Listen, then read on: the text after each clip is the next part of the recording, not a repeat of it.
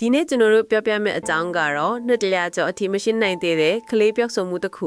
William Cantwell Waters ကတော့ဘာမှမသိလိုက်ပဲကလေးတစ်ခုအထက်ရောက်သွားတဲ့အကြောင်းလေးပဲဖြစ်ပါတယ်1932ခုနှစ်လူစီယာနာမှာ Dunbar မိသားစုက Swayze ရေကန်စီကိုခရီးထွက်လာခဲ့ချိန်မှာ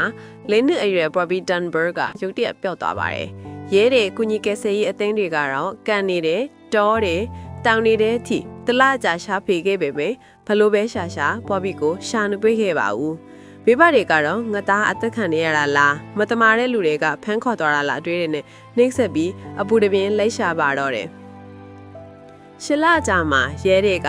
William Cantwell Waters ဆိုတဲ့အလုပ်သမားတစ်ယောက်လက်ထဲမှာတွေ့ခဲ့တယ် William Cantwell Waters ကဘာမှမသိလိုက်ပဲကလေးတစ်ခုအဖြစ်ရောက်သွားတာလေတကယ်တော့ Waters စီမှာတွေ့တဲ့ကလေးက Bobby နဲ့မနာဖရစီပုံလဲဆင်တယ်လို့အရက်မောင်အယူရစားပါတူတူပဲဖြစ်နေတာပါဒီကလေးကိုတွေ့တော့ဒန်ဘောမီသားစုကတာဆုံးနဲ့ဝေခွဲမရတော့ပဲသူတို့ရဲ့သားဖီလ်မှတ်ယူလိုက်တော့တယ် Waters ကတော့ဒါ Bobby မဟုတ်ဘူးဒါ Julia Anderson ရဲ့သား Bruce Anderson မှာလို့တွင်ငင်းခဲ့တယ်Julia Anderson ကလည်းတာငါသားပါလို့တွင်ပြောနေပေမဲ့လည်းအထောင်ထားတွေမဆုံးလင်ခဲ့လို့တရားရုံးကတန်ပန်းမိသားစုကိုအနိုင်ပေးလိုက်တဲ့အတွက် Walter တယောက်ကလေးတခိုးဖွတ်ခဲ့ပါတော့တယ်Walter ကတော့တရားရုံးရဲ့ဆွဲချက်အမားတွေကြားအမားတွေတင်ခရပြီးထောင်ကျသွားပါတော့တယ်။ဒါပေမဲ့ Walters အတွက်အရေးမဲကြီးကိုခွာချလိုက်နိုင်ပါတယ်။2000ခုနှစ်မှာ Bobby Dunbar ကို DNA ဆက်လိုက်ချီမှာ Bobby Dunbar လို့ယူဆထားတဲ့အကောင်လေးက Dunbar မိသားစုနဲ့သွေးမတော်သားမဆန်ဘူးဆိုတာစစ်ဆေးချက်ထွက်လာပါတော့တယ်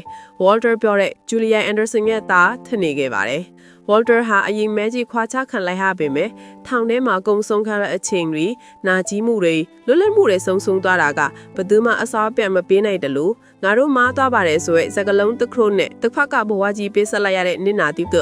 ပါလျော်ခြင်းမှမရရှိခဲ့ပါဘူးဒါအပြင် Bobby မဟုတ်ခဲ့ဘူးဆိုရင် Bobby အစ်စ်ကဗမာလဲဆိုတာအခုထိ official လို့မရသေးတဲ့ပု္ပ္ပစာတစ်ပုတ်ဖြစ်လို့နေပါတယ်ကြီးရွှေသူတွေရောဘလို့ထင်မှတလဲ